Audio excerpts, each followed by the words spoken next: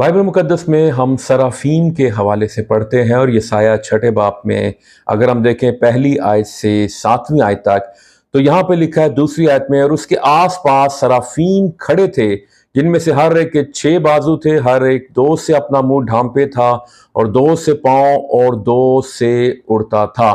ये फरिश्तों की आला किस्म है, ये फरिश्तों का आला तबका है जो खुदा के करीब तरीन होते हैं, खुदा के करीब तर रहते हैं। सो सराफीम का काम क्या है? सराफीम का काम ये है कि वो नापाक जो है उसको पाक बनाने में वो किरदार अदा करते हैं, वो ततहीर का अमल करते हैं, वो पाक होने के जो किरदार है उसको अदा करते हैं।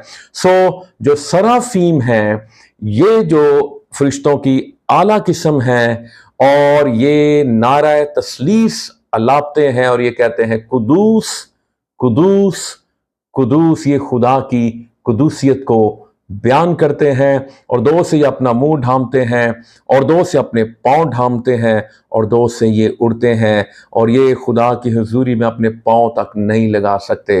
हम खुदा उनका शुक्र अदा करते हैं इन सराफीम के लिए जो खुदा की पाकीज़गी की अलामत और निशान है। आमीन।